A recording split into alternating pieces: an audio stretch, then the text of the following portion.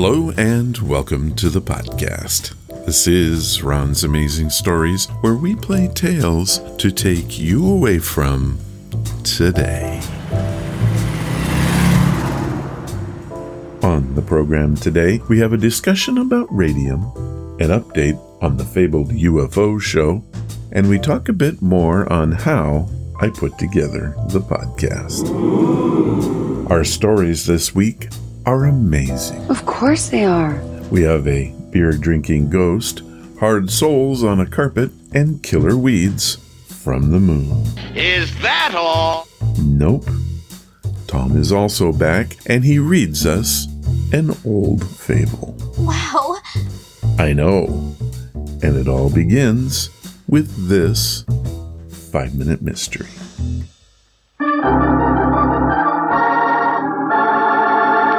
Another 5-minute mystery. This 5-minute mystery is being brought to you by The Missing Doctor and What is Radium? Also, why did Dr. Cabot have it in the closet? These are all questions we're going to have from our story, and let's face it, we're not going to get the answers. So, let's get started.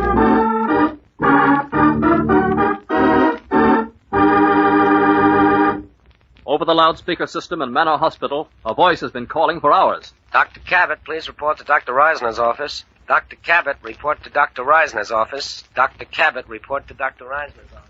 I've had a call out for him for several hours, Mrs. Cabot, but we haven't been able to locate him.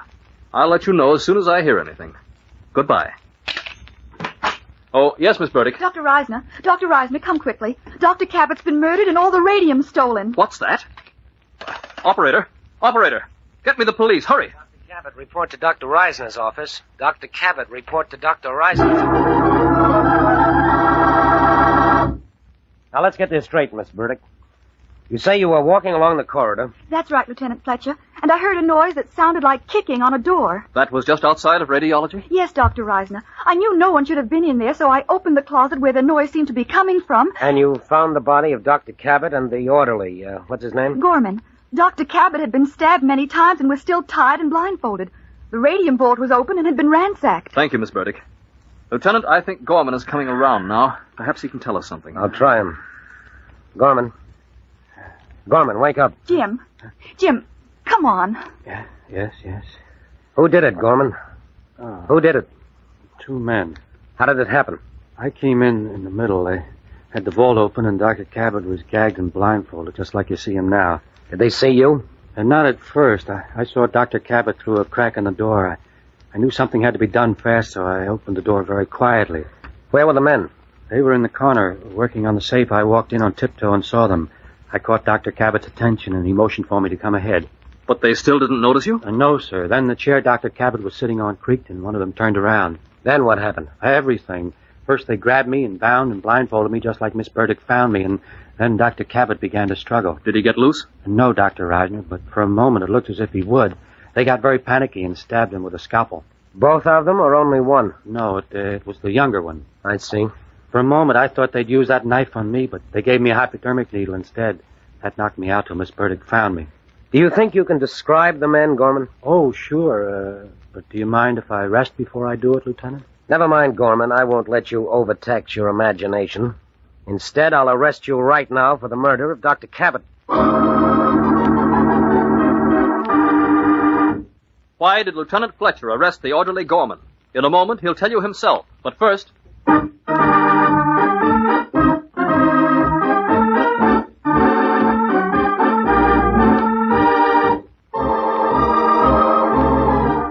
Okay, we should have all the facts, right?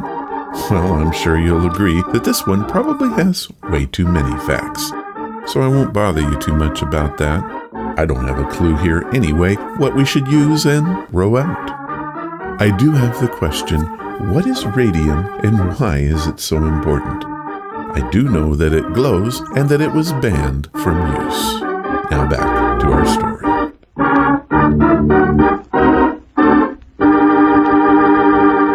And now, let's see if you listen to Gorman's story as carefully as Lieutenant Fletcher did.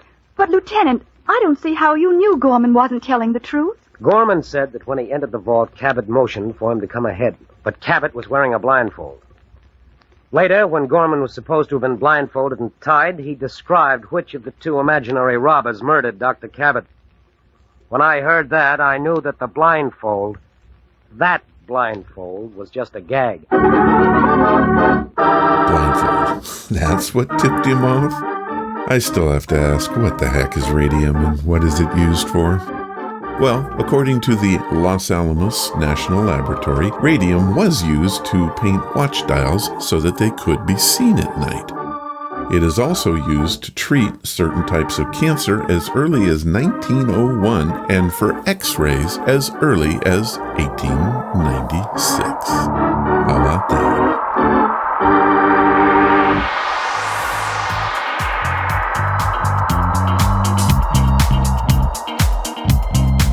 What's that you said?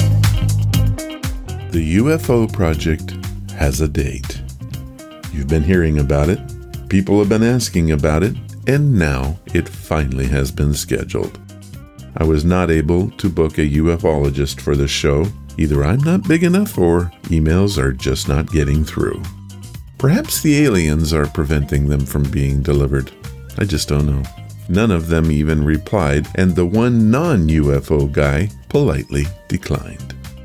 I have sent emails to the 4 people whose stories were being held for this show, and they've all agreed to my proposal. The show that will carry the UFO event will be the 400th episode of Ron's Amazing Stories, set to air on October 3rd, 2019.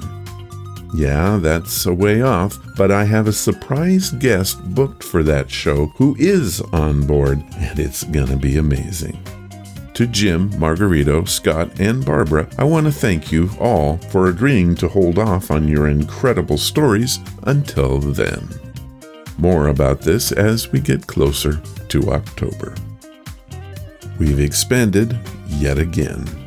Starting this week, the show can now be heard on radio.com, not to be confused with Radio Public, which I announced a few weeks back.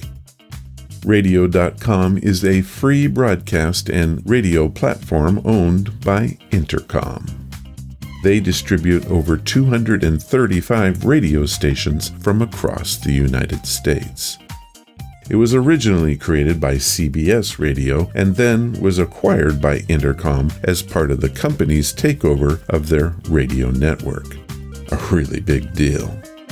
I tried to find the podcast on their website, but it doesn't show up yet. However, on the phone and tablet app, we are listed.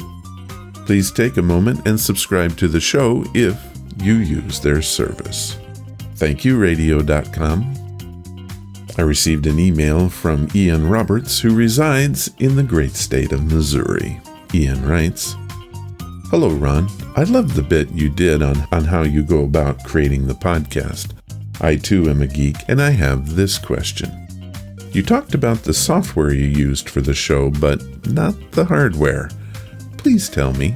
Also, you said the last step is post. What does that mean? Ian." Well, first, let me tell you, I have always loved the name Ian. For the hardware, this list is simple. I'm not a rich guy, and I would love to have a large collection of toys like some podcasters do, but I don't. I use a Mac Mini as the workhorse. It serves as my audio mixer, research machine, sound editor, and even does most of the post work. Get to that in a minute. I have maxed out the memory and replaced the standard hard drive with a newer SSD drive, solid-state drive, to increase the speed. I also use a Windows 10 PC to do some of the rendering to take the load off the Mac. I have 2 main microphones, the Blue Yeti Pro and the Shure MV5. The MV5 is used mostly on my iPad, but it is a truly flexible tool. The Yeti is my main mic and has been since 2014. You asked what post is. I will give you the simple answer.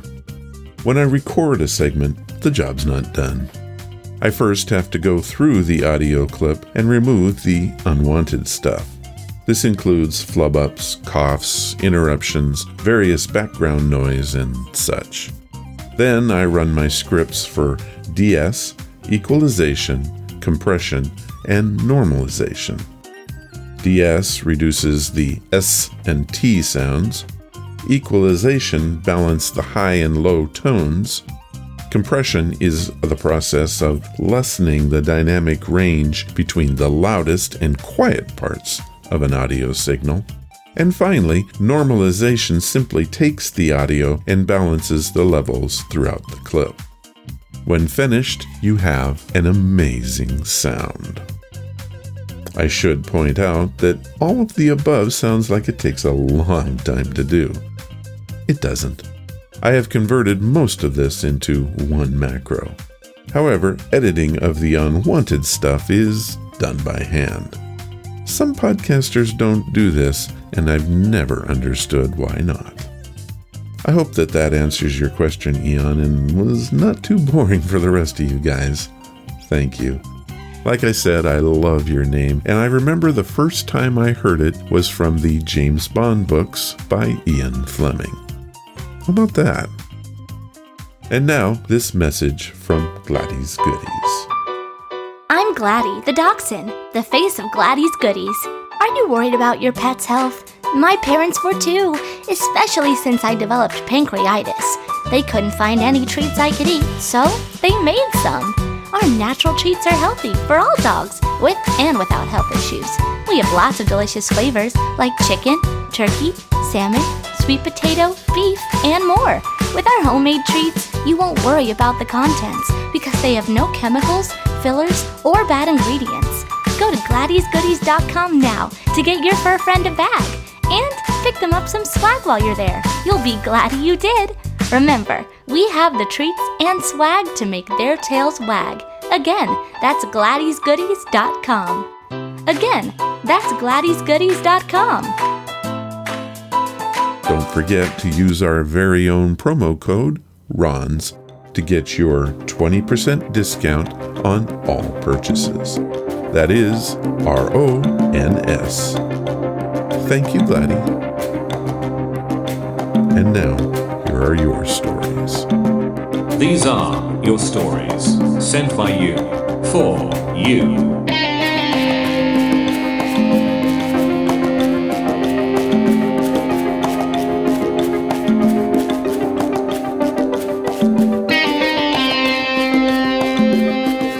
We have another week of short tales. These are the quick, hard-hitting stories that I love. The first one comes from Bart. I think it's Bart, from Bart's Unknown. I have titled it, Hey, Where's My Wallet? And it was sent in via the website. Hey Ron, I have a story I think you'll like.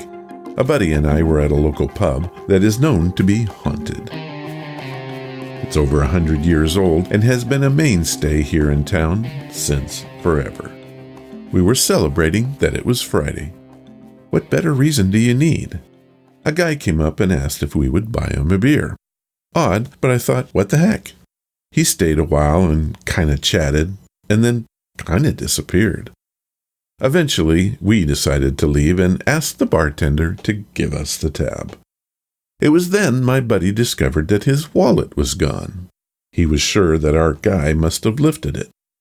We noticed that his beer was still there on the counter and it hadn't even been touched.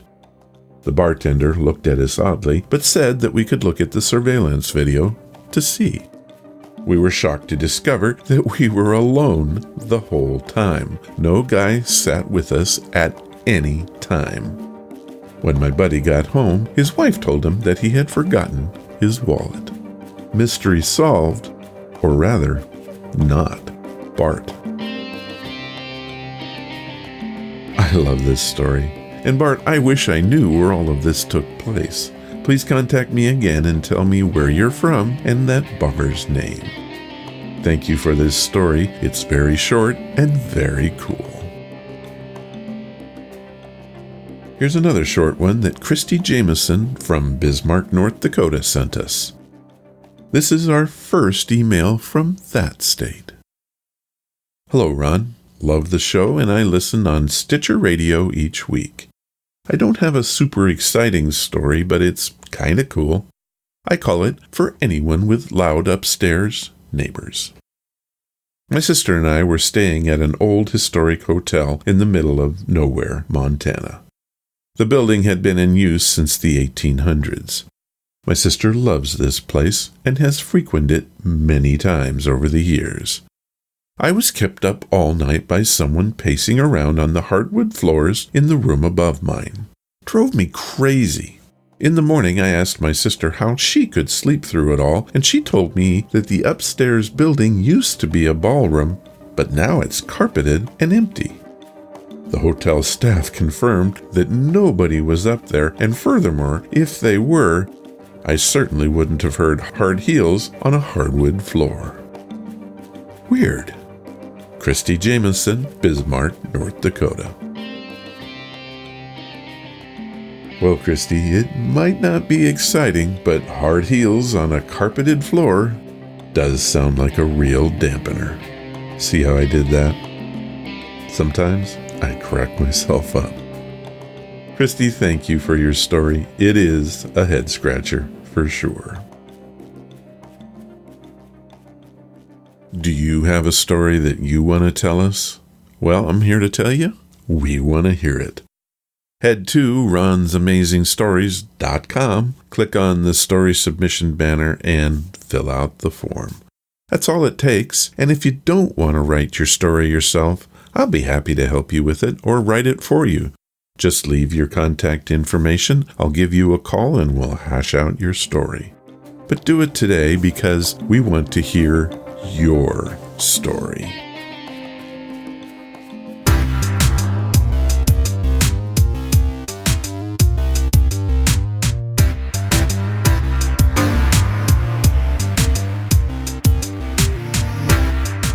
Our featured story is called The Moonweed, and it first appeared in Astounding Stories number 20 from August of 1931. You would think something that old would be outdated and silly.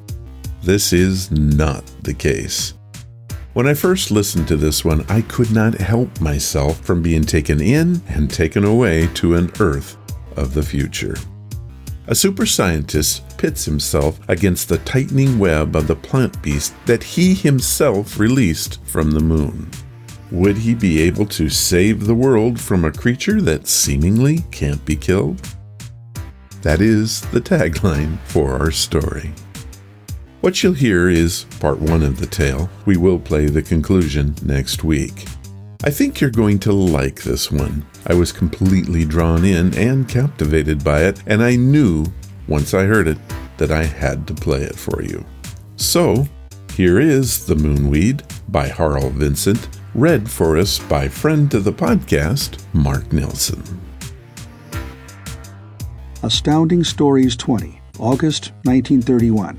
The Moonweed by Harl Vincent. Hobart Madison pursed his lips in a whistle of incredulous surprise as he regarded the object that lay in the palm of his hand. An ordinary pebble it seemed to be, but a pebble in which a strange fire smoldered and showed itself here and there through the dull surface. "Would you mind repeating what you just said, Van?" he asked. "You heard me the first time. I said that that's a diamond and that it came from the moon." Carl Vanderventer glared at his friend in resentment of his doubting tone. "Mean to tell me you've been there? To the moon?" "Certainly not. I'm not a Jules Verne adventurer. But I'm telling you that stone is a diamond of the first water, and that it came from the moon. Weighs over 100 carats, too. You can have it appraised yourself if you think I'm kidding you." Barton Madison laughed.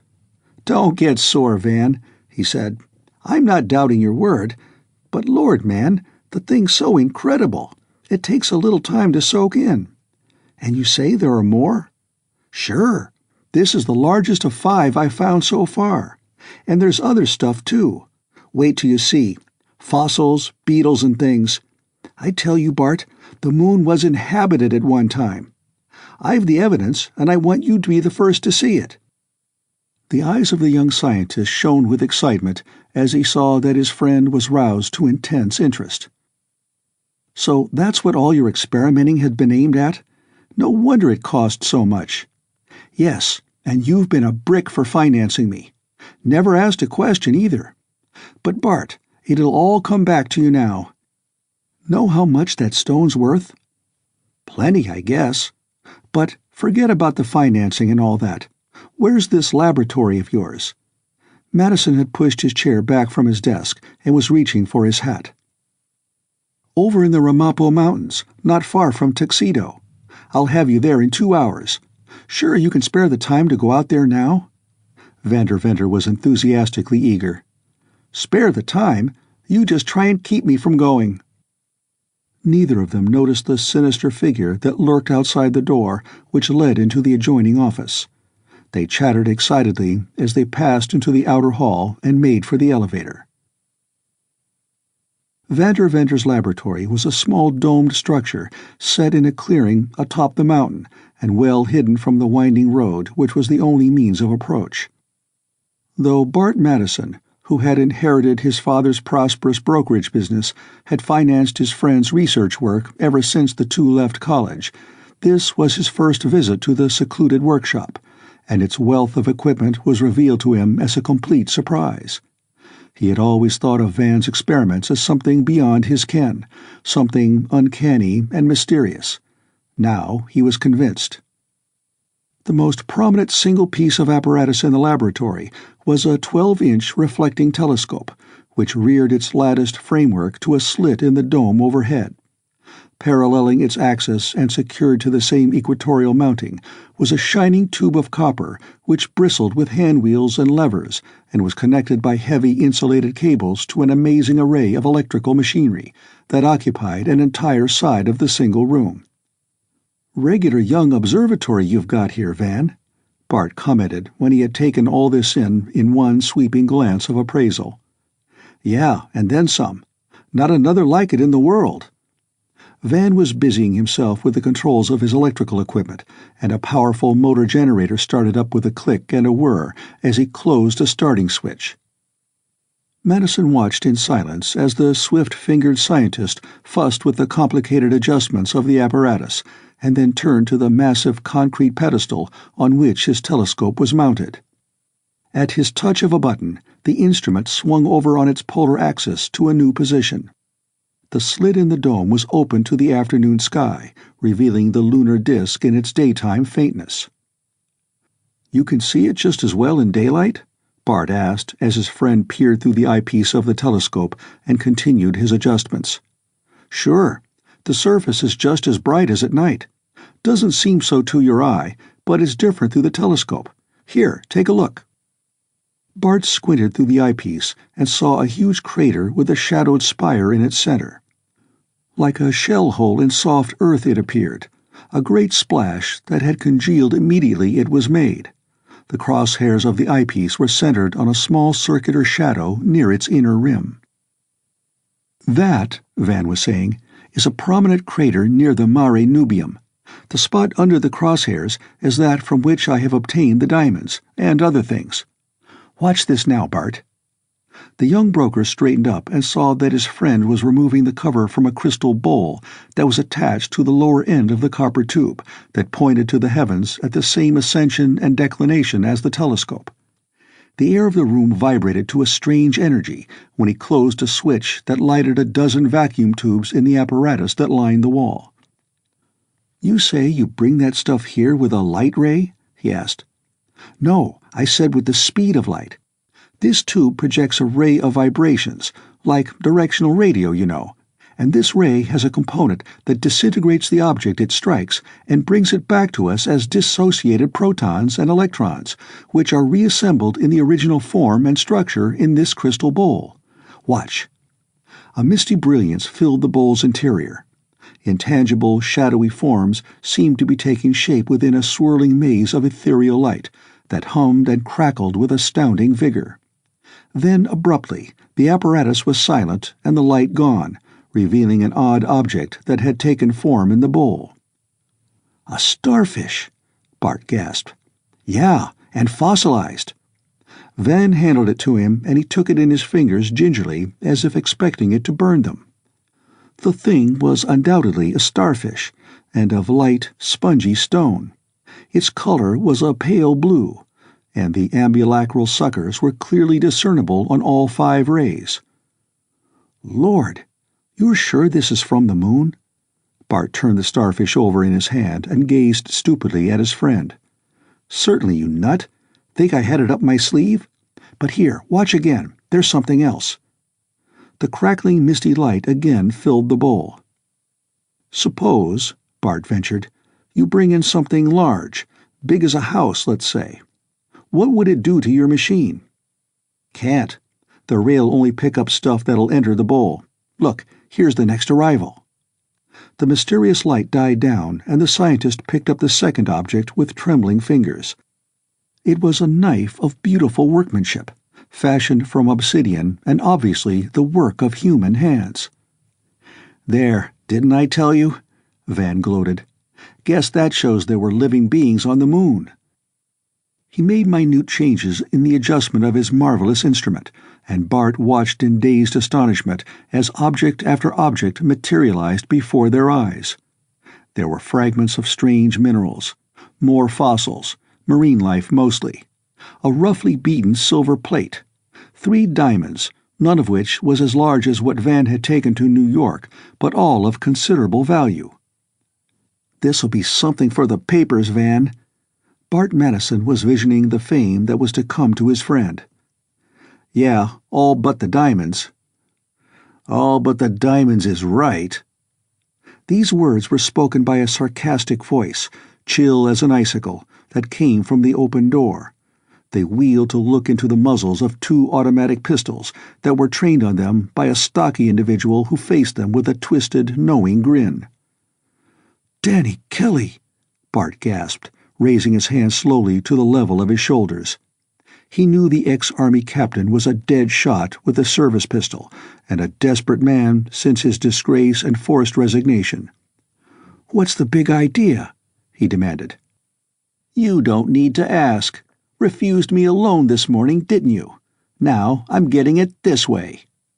Kelly turned savagely on Van, prodding his ribs with a pistol.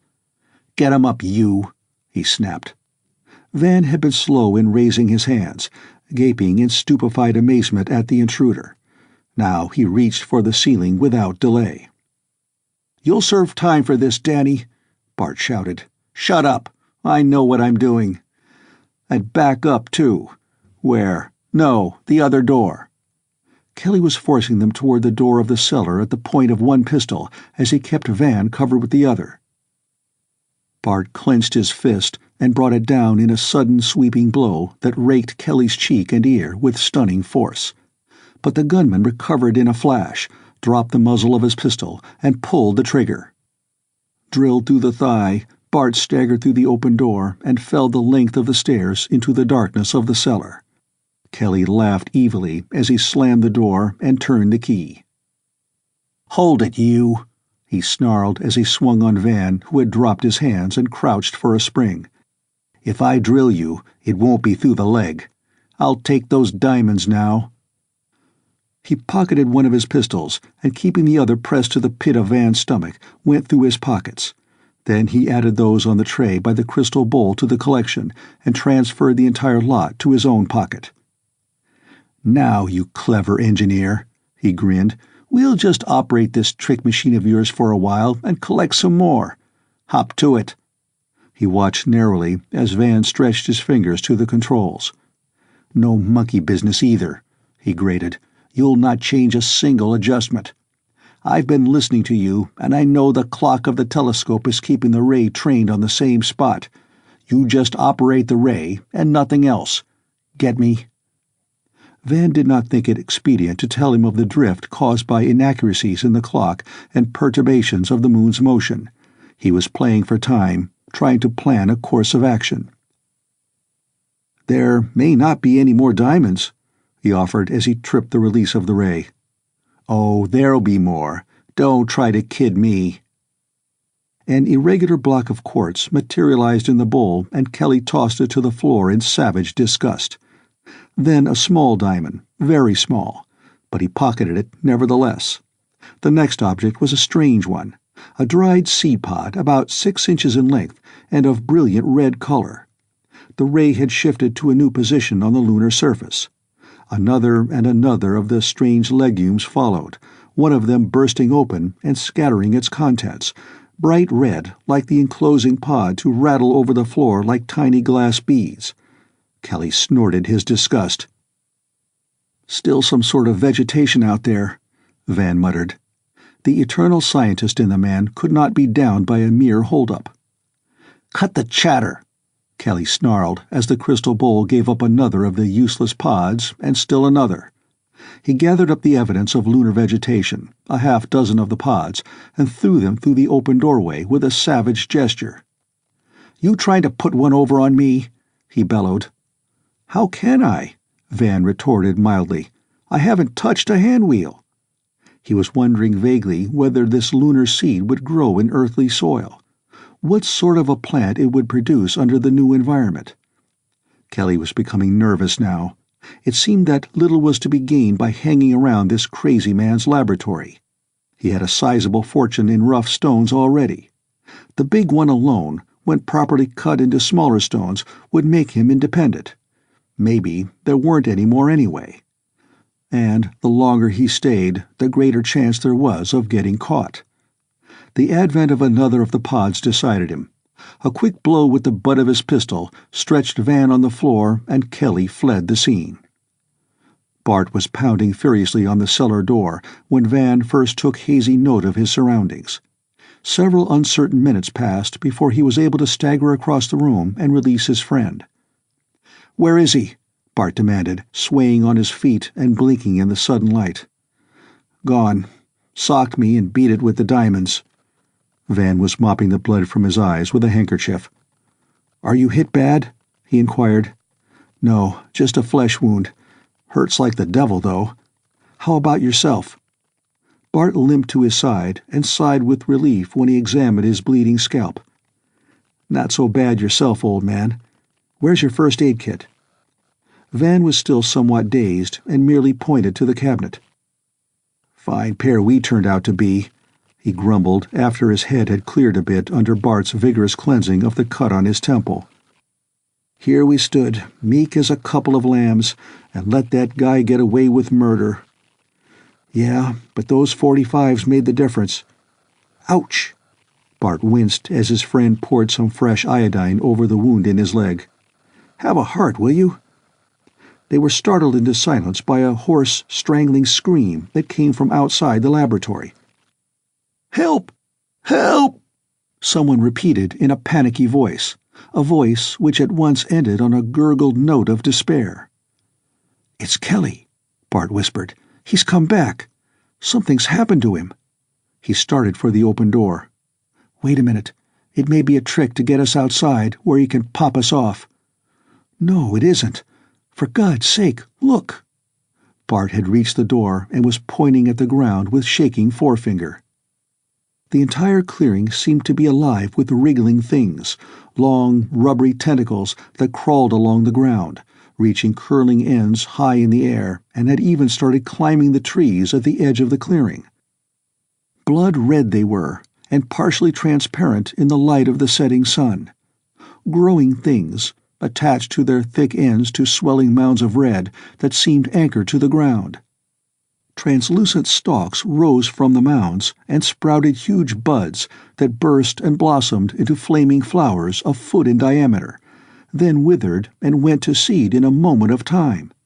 But always the weaving tendrils shot forth with lightning speed, reaching and feeling their uncanny way along the ground and over tree stumps into the woods. One of them emerged from a hollow stump with its slender end coiled around the tiny body of a chattering gray squirrel. "The moonflowers!" Van cried. "What do you mean, moonflowers?" "Dried seed pods. They came over into the bowl, and Kelly threw them out. Now look at the damn things. They're alive!" Kelly's voice came to them once more from behind the barrier of rapidly growing vegetation. "Help!" he screeched.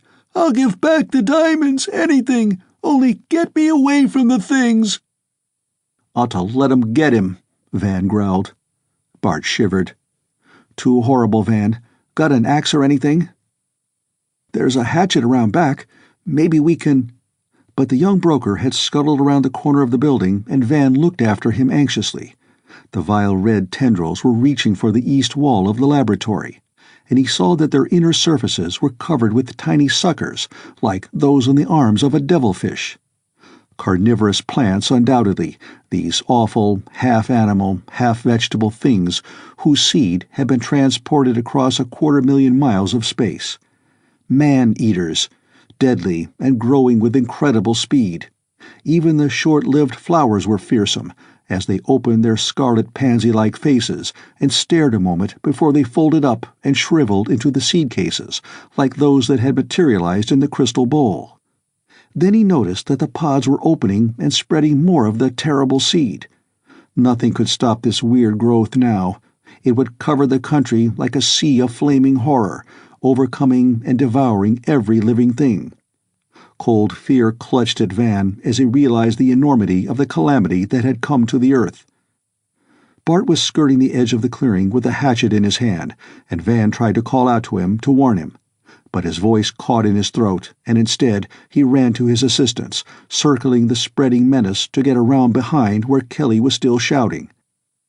Damn Kelly anyway. This never would have happened if he hadn't come on the scene. Kelly was in the woods, wedged into the crotch of a tree and striking wildly at the clutching tendrils with his clubbed pistol.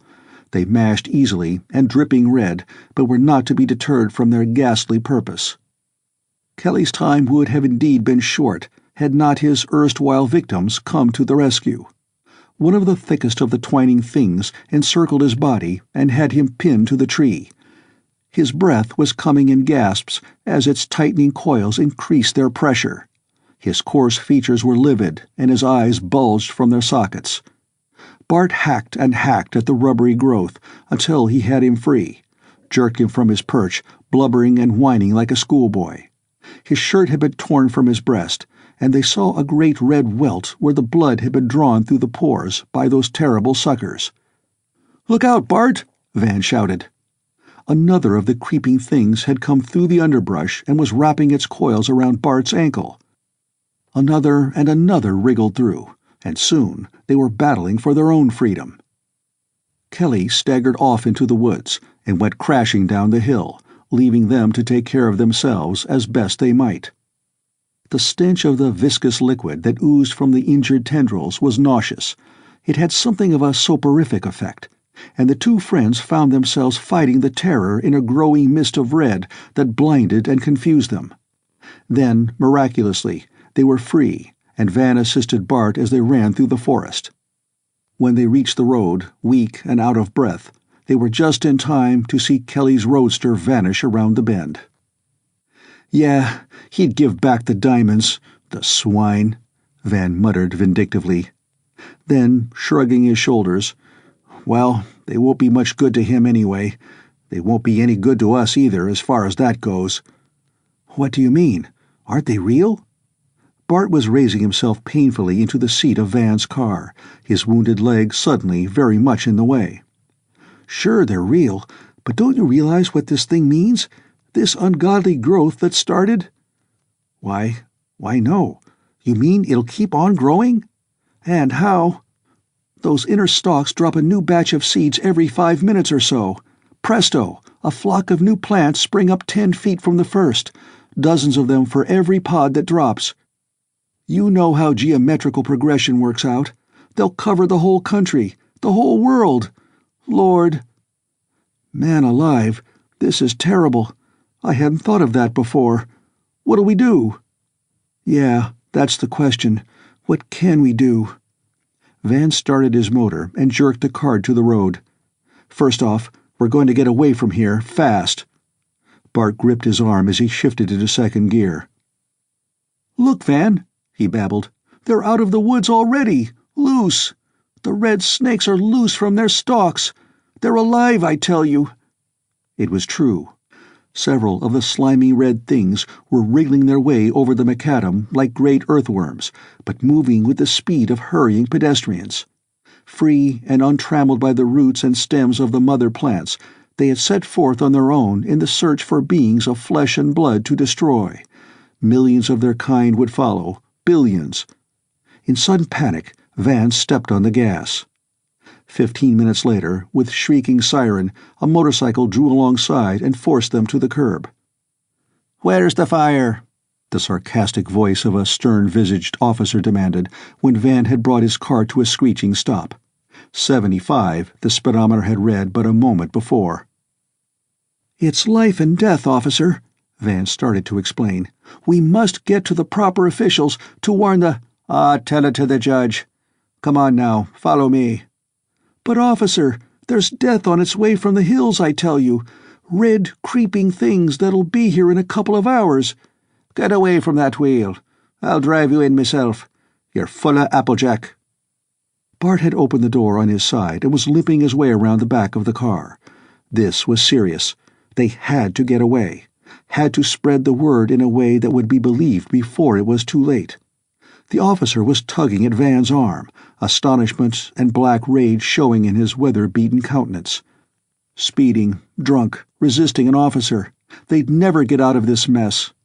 A swift uppercut interrupted the proceedings. Bart's leg was numb and stiff, but his good right arm was working smoothly and with all its old-time precision.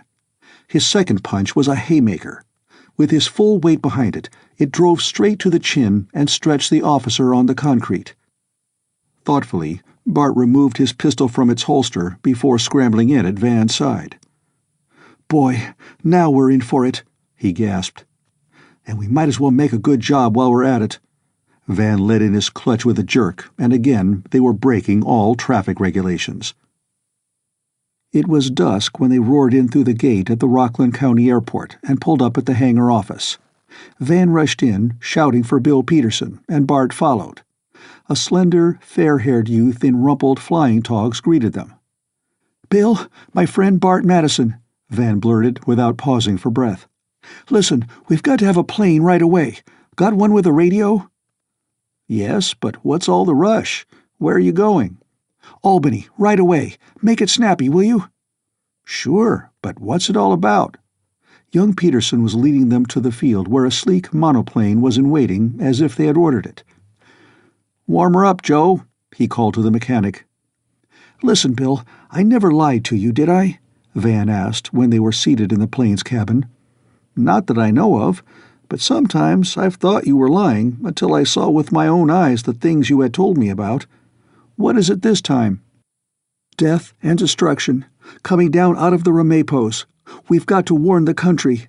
Plants, Bill, squirmy, red plants with long feelers that can twist around a man and devour him. Half animal they are, and the feelers break loose and crawl by themselves, multiplying like nothing you ever saw, millions of them in an hour." "What?" Peterson stared incredulously as his motor roared into life. Then he gave his attention to the business of taking off. He jerked the thumb of his free hand toward the radio. Van's expert fingers manipulated the switches and dials of the portable apparatus, and its vacuum tubes glowed into life. "2BXX calling 2TIM, he droned into the microphone. "Who's that?" Bart asked. The drone of the motor was barely audible in the closed cabin and did not interfere. "The Times, trying to get Johnny Forbes. If anyone can get this thing across, he can. Wait a minute, here they are." He closed his eyes as he listened to the murmuring voice in the headphones. Then he was talking rapidly, forcefully, and the young flyer gazed with owlish solemnity at Bart as they listened to his conversation. It was plain that Bill was but half inclined to believe, though impressed by the earnestness and evident apprehension displayed by his two passengers. "Yes, 2BXX, Van was saying. "Connect me with Johnny Forbes, please. In a hurry. Yes. Hello, Johnny. It's Van. Carl Vanderventer, you know. Yes, got a scoop for you, but first I want you to get it in the broadcasts. Get me?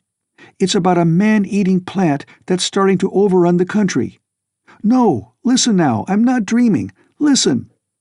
The frantic scientist rambled on and on about the seed from the moon, the red death that was creeping down from the mountains, the horror of the calamity as he and Bart had visioned it.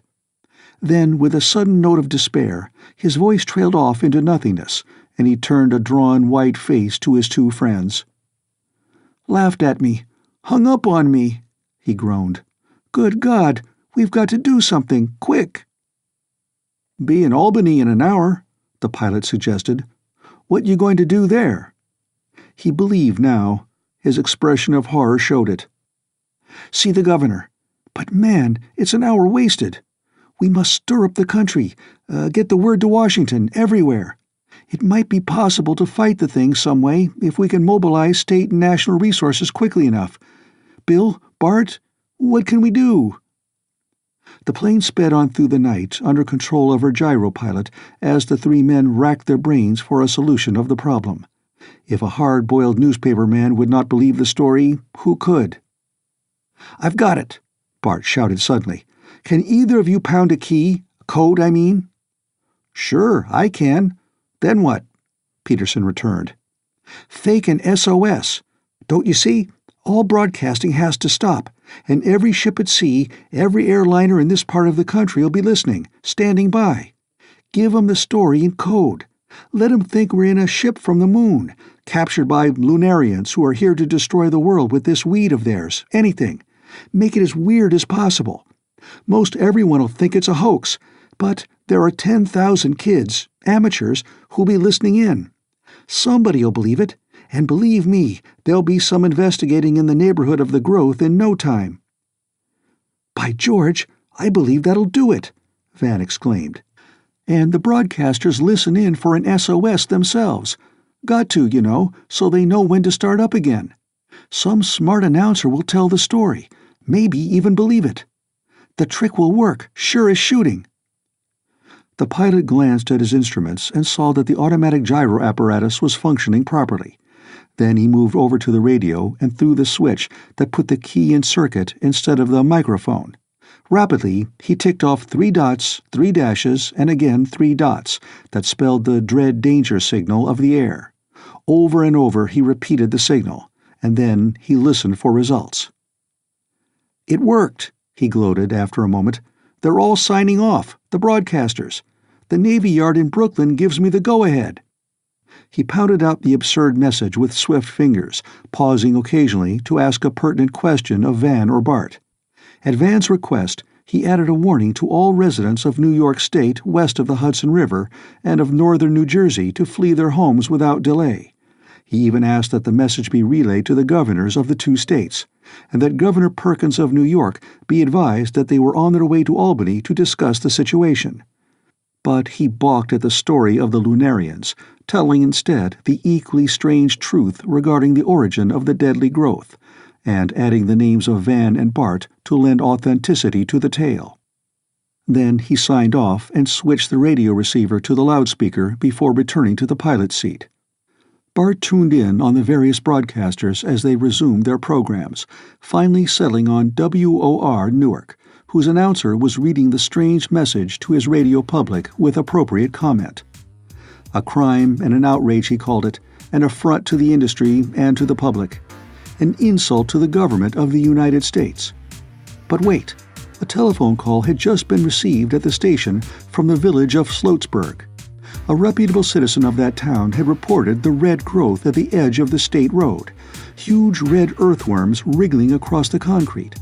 Another call, and another. The announcer's voice was rising hysterically. "It did work, Bart," Van exulted. "Now the hell starts popping." That is part 1 of Moonweed.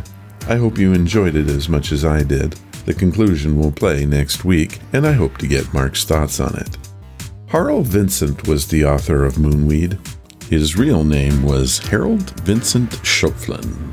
He was an American mechanical engineer and science fiction author. He was published pretty regularly in the science fiction pulp mags of the time. He was born in 1893 and passed away in 1968. I hope to find more of his stuff for you to enjoy. I think this guy's really good. And now, this.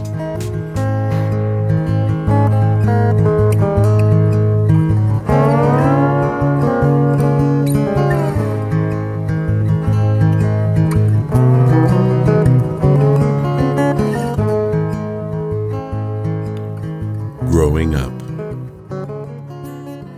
We've all had to do it, or at least are trying to work on it. Some of us may never really accomplish it, and for others it is faded away too soon. Tom Williams, well, he's a lucky man. He lives in Berlin, Germany, was raised in Alabama, and sends in these tales from his youth. On growing up this time, Tom reflects on a story he heard as a child. He recreates this story for us and has titled it Life's Perspective, a story I heard many years ago. Once upon a time in a small village, a young poor farmer living in a small hut with his wife and child perceived a major problem.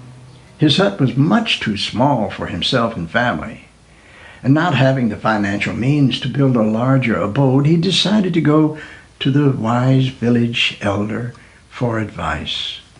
"O wise elder, my hut is much too small, and I have no answer to my problem."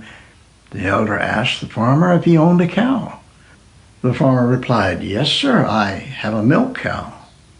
"Well," replied the elder, "bring the cow into your hut and return in 1 week." Confused, the farmer did as the elder instructed. A week later, the farmer returned to the elder. "O wise elder, the problem has not gotten better. What should I do? My wife is even angrier with me." The elder replied, "Do you have any sheep?" The farmer said that he had a dozen or so. The elder instructed the farmer to bring all the sheep into the hut and return once again in 1 week. Even with the protest of the farmer's wife, he followed the elder's instructions and herded the sheep into the cramped quarters, and once again returned to the elder a week later. "O wise elder, the situation is unbearable, and my wonderful wife is threatening to leave me should I not come to my senses." The wise village elder instructed the farmer to return home and remove all the animals from the hut and return in 1 week. A week later, the farmer returned to the elder and fell upon the man with great joy and replied that his wife and child were now a happy lot, and to his surprise, he now has more room than he ever expected. Sincerely, Tom.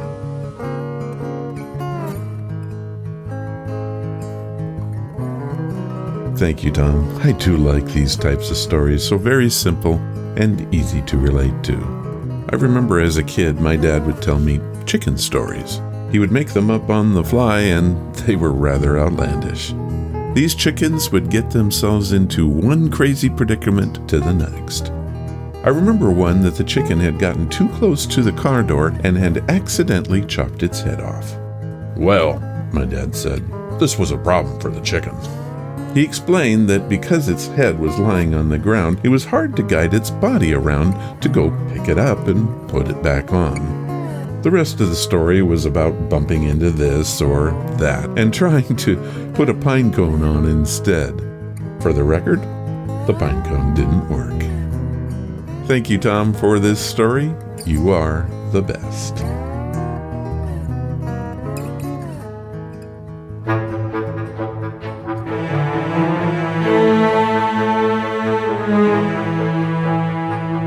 We have managed yet another podcast. Whew. I want to thank Ian Roberts, Bart, Christy Jameson, and Tom Williams for taking part today. It was amazing. If you want to follow the podcast or the blog, just head to ronsamazingstories.com. There you will find an amazing number of links that should fit every need. Want to help the show? The best thing you can do is to tell your friends all about it, and please leave reviews or feedback wherever you listen. This really does help us to grow.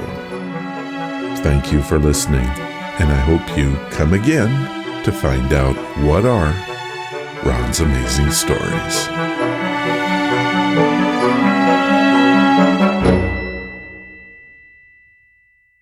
All of the vintage audio used in the podcast is believed to be in the public domain.